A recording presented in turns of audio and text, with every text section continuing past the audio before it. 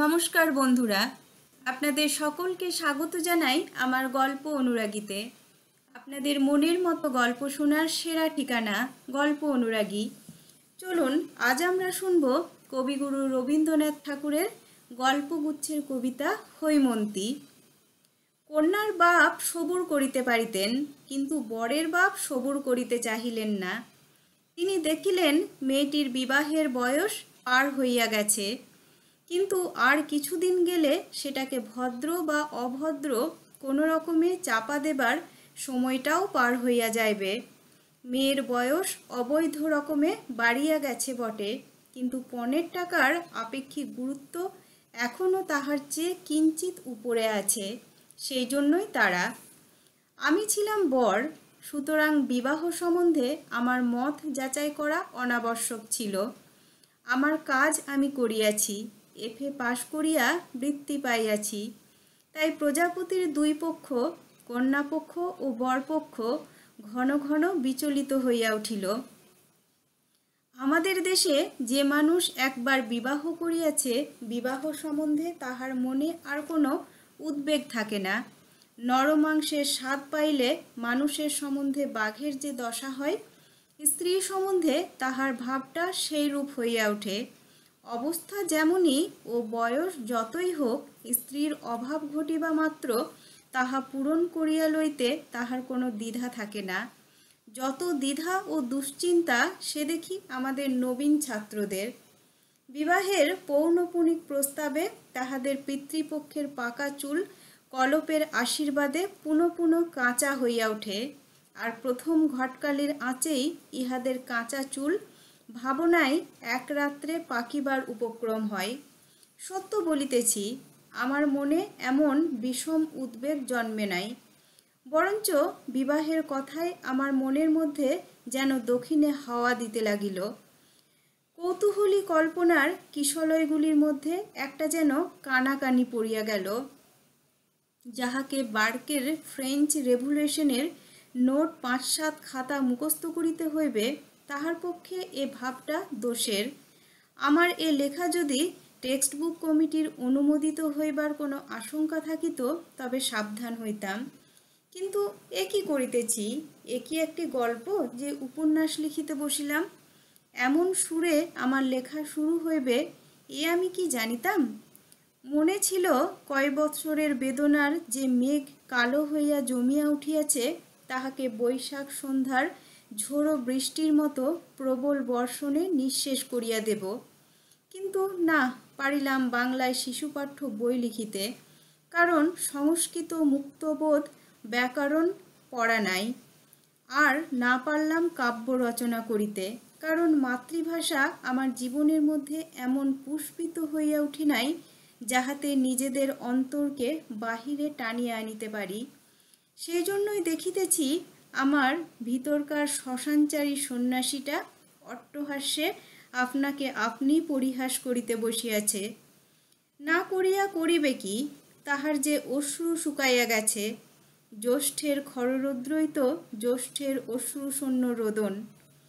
আমার সঙ্গে যাহার বিবাহ হইয়াছিল, তাহার সত্য নামটা দিব না, কারণ পৃথিবীর ইতিহাসে তাহার নামটি লইয়া প্রত্নতাত্ত্বিকদের মধ্যে বিবাদের কোনো আশঙ্কা নাই। যে তাম্র আসনে তাহার নাম খোদাই করা আছে, সেটা আমার হৃদয়পট। কোনো কালে সে পট এবং সে নাম বিলুপ্ত হইবে এমন কথা মনে করিতে পারি না, কিন্তু যে অমৃতলোকে তাহা অক্ষয় হইয়া রহিল, সেখানে ঐতিহাসিকের আনাগোনা নাই। আমার এ লেখায় তাহার যেমন হোক একটা নাম চাই। আচ্ছা, তাহার নাম দিলাম শিশির। কেননা শিশিরের কান্না হাসি একেবারে এক হইয়া আছে, আর শিশিরে ভোরবেলাটুকুর কথা সকালবেলায় আসিয়া ফুরাইয়া যায়। শিশির আমার চেয়ে কেবল 2 বছরের ছোট ছিল, অথচ আমার পিতা যে গৌরীদানের পক্ষপাতী ছিলেন না তাহা নহে। তাহার পিতা ছিলেন উগ্রভাবে সমাজ বিদ্রোহী। দেশের প্রচলিত ধর্মকর্ম কিছুতে তাহার আস্থা ছিল না। তিনি কষিয়া ইংরেজি পড়িয়াছিলেন। আমার পিতা উগ্রভাবে সমাজের অনুগামী। মানিতে তাহার বাঁধে এমন জিনিস আমাদের সমাজে সদরে বা অন্দরে দেউড়ি বা খিড়কির পথে খুঁজিয়া পাওয়া দায়, কারণ ইনিও কষিয়া ইংরেজি পড়িয়াছিলেন। পিতামহ এবং পিতা উভয়েরই মতামত বিদ্রোহের দুই বিভিন্ন মূর্তি, কোনোটাই সরল স্বাভাবিক নহে। তবুও বুড়ো বয়সের মেয়ের সঙ্গে বাবা যে আমার বিবাহ দিলেন, তাহার কারণ মেয়ের বয়স বড় বলিয়াই পণের অঙ্কটাও বড়। শিশির আমার শ্বশুরের একমাত্র মেয়ে। বাবার বিশ্বাস ছিল কন্যার পিতার সমস্ত টাকা ভাবি জামাতার ভবিষ্যতের গর্ভ পূরণ করিয়া তুলিতেছে। আমার শ্বশুরের বিশেষ কোনো একটা মতের বালাই ছিল না। তিনি পশ্চিমের এক পাহাড়ের কোনো রাজার অধীনে বড় কাজ করিতেন। শিশির যখন কোলে, তখন তার মাতার মৃত্যু হয়। মেয়ে বৎসরন্তে এক এক বছর করিয়া বাড়িয়া উঠিতেছে, তাহা আমার শ্বশুরের চোখে পড়ে নাই। সেখানে তাহার সমাজের লোক এমন কেহই ছিল না যে তাহাকে চোখে আঙ্গুল দিয়া দেখাইয়া দেবে। শিশিরের বয়স যথাসময়ে 16 হইল, কিন্তু সেটা স্বভাবের 16, সমাজের 16 নহে। কেহ তাহাকে আপন বয়সের জন্য সতর্ক হইতে পরামর্শ দেয় নাই। সেও আপন বয়সটার দিকে ফিরিয়াও তাকাইত না। কলেজের 3য় বৎসরে পা দিয়াছি, আমার বয়স 19। এমন সময় আমার বিবাহ হইল। বয়সটা সমাজের মতে বা সমাজ সংস্কারের মতে উপযুক্ত কিনা তাহা লইয়া তাহারা দুপক্ষ লড়াই করিয়া রক্তারক্তি করিয়া মরুক, কিন্তু আমি বলিতেছি, সে বয়সটা পরীক্ষা পাশ করিবার পক্ষে যত ভালো হোক, বিবাহের সম্বন্ধ আসিবার পক্ষে কিছুমাত্র কম ভালো নয়। বিবাহের অরুণোদয় হইলে একখানি ফটোগ্রাফারের আভাসে পড়া মুখস্থ করিতেছিলাম। একজন ঠাট্টার সম্পর্কের আত্মীয়া আমার টেবিলের উপরে শিশিরের ছবিখানি রাখিয়া বলিলেন, এইবার সত্যিকারের পড়া পড়ো, একেবারে ঘাড় মোড় ভাঙিয়া। কোনো একজন আনাড়ি কারিগরের তোলা ছবি, মা ছিল না, সুতরাং কেহ তাহার চুল টানিয়া বাঁধিয়া খোঁপায় জড়ি জড়াইয়া সাহা বা মল্লিক কোম্পানির জবরজং জ্যাকেট পরাইয়া বরপক্ষের চোখ ভুলাইবার জন্য জালিয়াতির চেষ্টা করে নাই। ভারী একখানি সাদাসিধা মুখ, সাদাসিধা দুটো চোখ এবং সাদাসিধা একটি শাড়ি, কিন্তু সমস্তটি লইয়া কি যে মহিমা সে আমি বলিতে পারি না।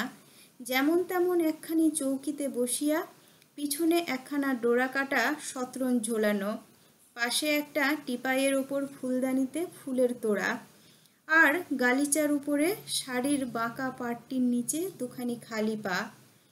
পটের ছবিটির উপর আমার মনের সোনার কাঠি লাগিতেই সে আমার জীবনের মধ্যে জাগিয়া উঠিল।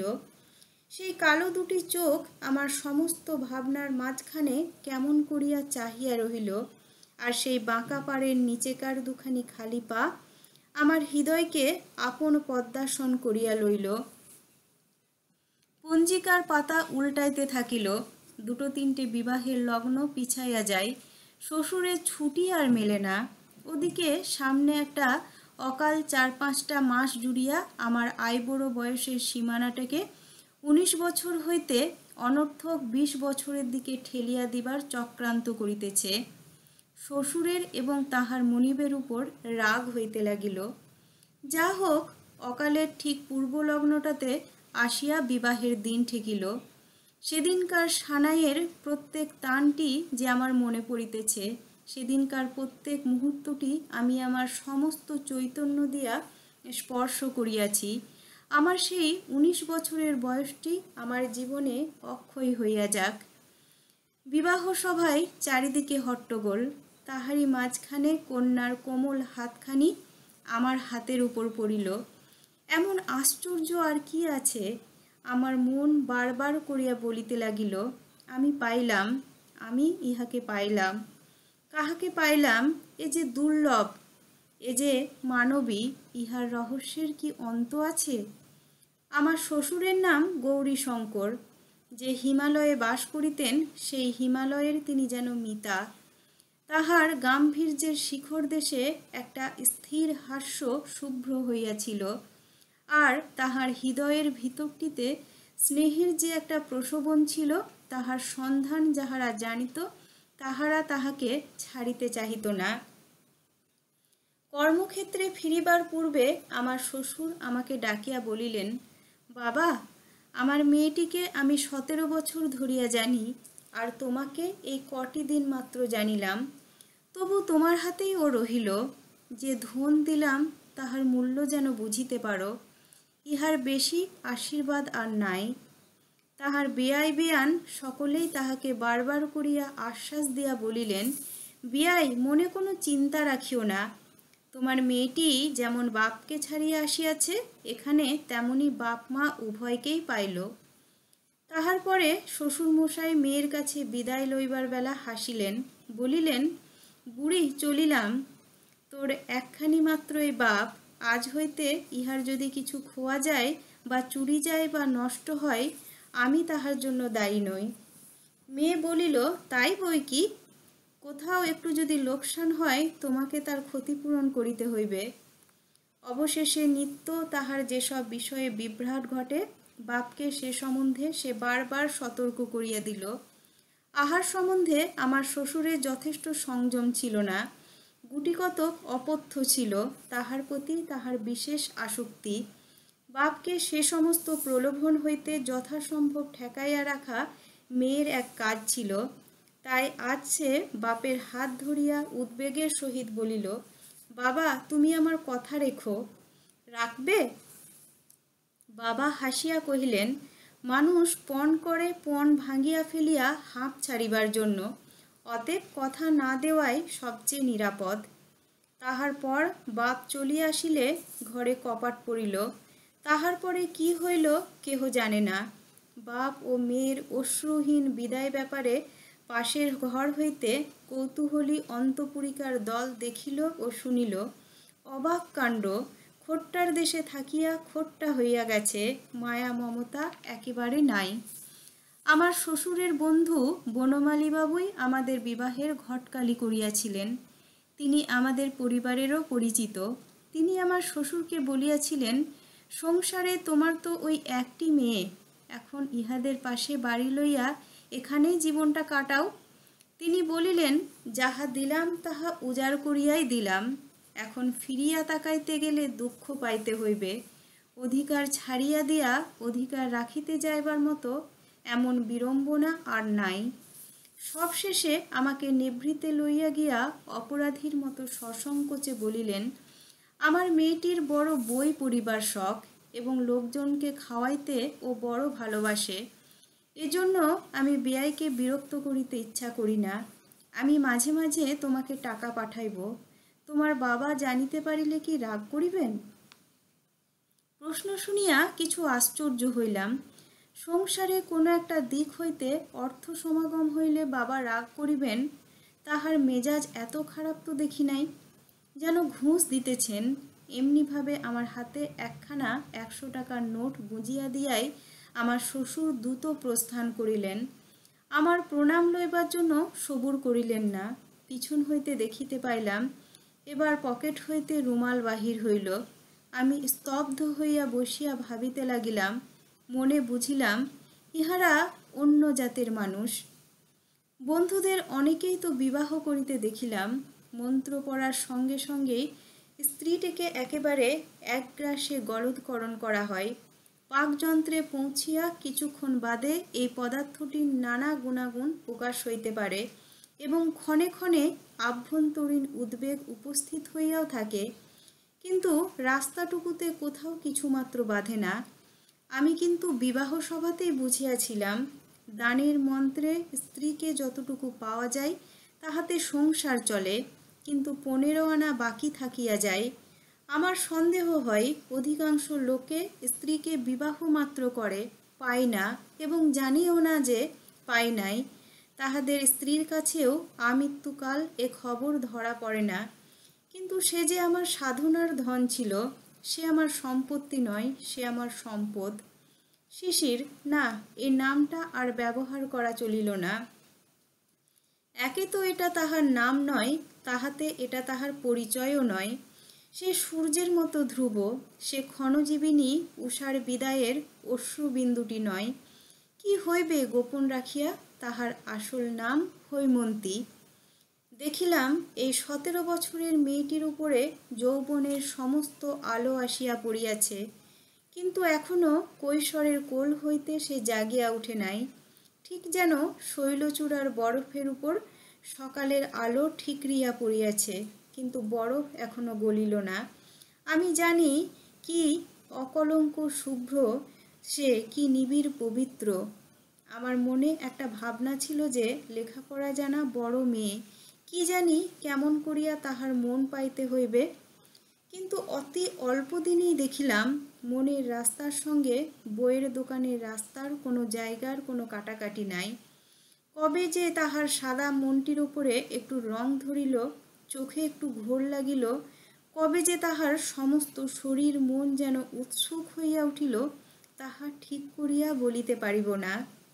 এ তো গেল একদিকের কথা, আবার অন্য দিকও আছে, সেটা বিস্তারিত বলিবার সময় আসিয়াছে। নমস্কার বন্ধুরা, আজ এই পর্যন্তই। কেমন লাগলো আপনাদের অবশ্যই কমেন্টে আমাকে জানান। আর এর পরবর্তী পর্ব আপনাদের পরবর্তী কোনো একদিন শোনাবো। আর হ্যাঁ বন্ধুরা, আপনাদের যদি আমার গল্প শুনতে ভালো লাগে তাহলে অবশ্যই আমার চ্যানেলটি সাবস্ক্রাইব এবং শেয়ার করবেন। আপনাদের সহযোগিতায় আমার এগিয়ে চলার পথকে আরও সহজ করে তুলবে। ধন্যবাদ।